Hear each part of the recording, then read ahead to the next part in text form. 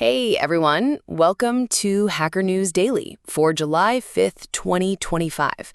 I'm your host, and wow, what a day to be covering tech news. While most of America was recovering from their 4th of July festivities, the tech world was buzzing with some absolutely fascinating discussions. We reviewed 28 stories that hit Hacker News today, and I've got the two that completely dominated the conversation. Here's what's interesting. Both of today's top stories are about control and ownership, but from completely different angles. One's about who controls your data and creative work. The other's about who controls where innovation happens. And honestly, the timing on both of these couldn't be more perfect. So grab your coffee, maybe some leftover barbecue, and let's dive into what's got the tech community fired up this July 5th. All right, so let's start with a story that's got immediate, real-world implications for pretty much every tech company in America. OBBB signed, reinstates immediate expensing for US-based R&D. This landed on Hacker News with over 400 points and nearly 400 comments. And honestly, once you dig into what this means for tech companies, you'll understand why everyone's talking about it. So here's the deal. On July 4th, 2025, President Trump signed something called the One Big Beautiful Bill Act. Yeah, they're really calling it OBBBA. And buried in this massive tax overhaul is something that software developers and tech companies have been desperately wanting for the past couple years. They're bringing back immediate expensing for R&D costs, but, and this is where it gets interesting, only if you're doing that R&D in the United States. Let me back up a second, because this is actually fixing a problem that's been crushing tech companies since 2022. See, there was this change to Section 174 of the tax code that forced companies to spread out their R&D expenses over 5 years instead of deducting them immediately. And when I say R&D, we're talking about software development costs too, salaries for your engineers, basically. Imagine you're a startup. You spend $1 million on developer salaries this year, but you can only deduct $200K of that on your taxes. That's a massive cash flow problem, especially for companies that aren't profitable yet. The Hacker News discussion around this is fascinating because you've got people who are absolutely thrilled, finally, some relief. And then you've got the skeptics who are like, yeah, but will this actually bring jobs back to the US? And that's the million-dollar question here. One commenter, me551A, made this really compelling point that even with the tax fix, offshore development is still way cheaper. They're saying you can hire developers in other countries for 50 to 70% less than US developers. So even if those foreign R&D costs have to be amortized over 15 years, which is what the new law requires, the math still works out in favor of offshoring. It's like, okay, you're penalizing foreign R&D, but not enough to offset those massive wage differences. But here's where it gets even more complicated. The bill doesn't just fix the R&D tax issue, it's also killing a bunch of clean energy incentives from the Inflation Reduction Act. So if you're a tech company working on EVs, renewable energy, clean tech, you might be getting hit from both sides here. Sure, your R&D costs are deductible again, but those green energy tax credits you were counting on? Gone. There's this whole other layer to the discussion about whether Section 174 was actually responsible for all those tech layoffs we saw. You know, some folks are arguing that the layoffs were really about stock price manipulation. 3BO made this cynical but probably accurate observation that when headcounts go down, share prices go up. And honestly, looking at how the market's been rewarding companies that cut staff, it's hard to argue with that.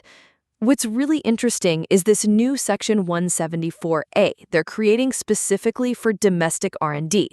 Companies can even elect to take a catch-up deduction for all the R&D they had to capitalize between 2022 and 2024. So if you're sitting on 3 years of capitalized software development costs, boom, you can potentially deduct all of that now. That's huge for cash flow. The manufacturing side of this is pretty wild too. They're offering 100% bonus depreciation for qualified production property through 2032. Basically, if you're building stuff in America, you can write off your equipment immediately. Combined with the R&D changes, it's this massive push to bring both research and production back to the US. But I keep coming back to what the commenters are saying about the reality of the tech industry. Even with these tax incentives, are companies really going to bring engineering jobs back when they can hire 3 or 4 developers overseas for the price of one in San Francisco? The 15-year amortization for foreign R&D is a stick, sure, but it might not be a big enough stick. And then there's the timing of all this. Signing it on July 4th, calling it the one big beautiful bill, there's obviously some political theater here. But beyond the optics, this represents a pretty fundamental shift in how we're thinking about tech policy. We're essentially saying we want the innovation to happen here, not just the final assembly. The community reaction is so split because people are looking at this from different angles. If you're a small software company or a startup, this is fantastic news. Your biggest expense just became immediately deductible again. But if you're concerned about climate change, or if you work in renewable energy, or if you're just skeptical about whether tax policy can really reverse offshoring trends, yeah, you're probably not celebrating. What strikes me most about this whole thing is how it highlights the weird relationship between tax code and tech innovation. Like, we're trying to use accounting rules to shape where companies do their research, and I don't know, it feels like we're using a pretty blunt instrument here. But then again, when that blunt instrument means you can deduct your engineering costs immediately instead of over 5 years, I bet a lot of CTOs are pretty happy right about now. So we've got the government trying to control where innovation happens through tax policy. But what about controlling the actual fruits of that innovation? Your data, your creative work, your digital life. That brings us to our second story, which is having a massive resurgence on Hacker News. Next up, let's talk about local first software.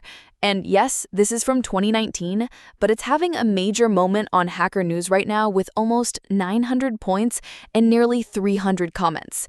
And honestly, the timing couldn't be better because what seemed theoretical 5 years ago is suddenly very, very real.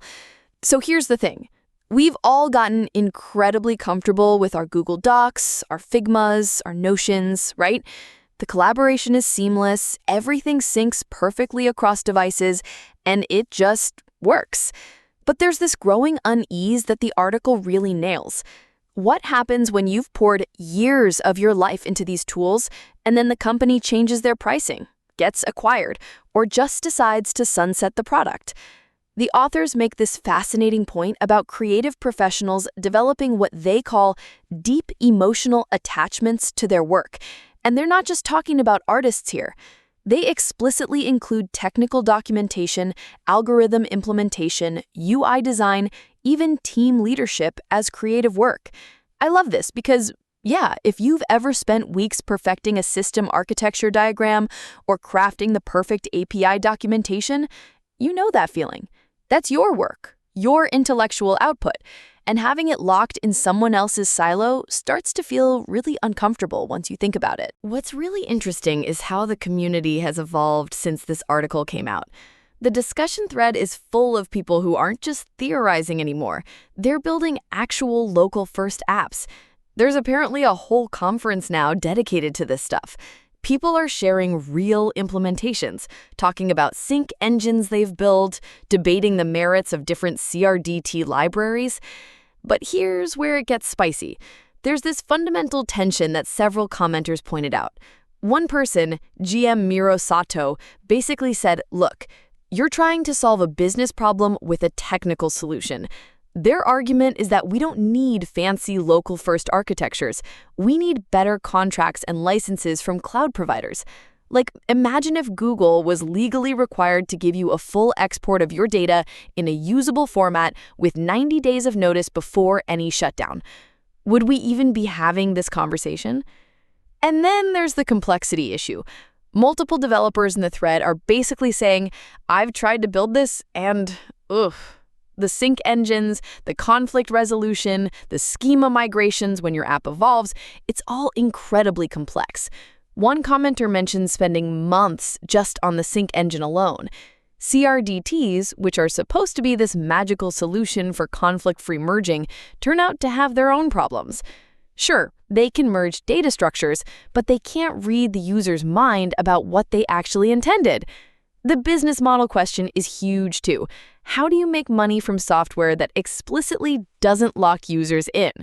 The Sublime Text model came up, pay once, get updates for a while, then pay again for the next major version. Some folks are experimenting with keeping the auth and control plane centralized and subscription-based while the actual data stays local. It's clever, but is it local first enough?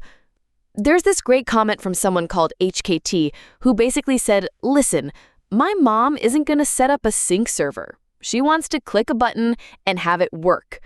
And they're right.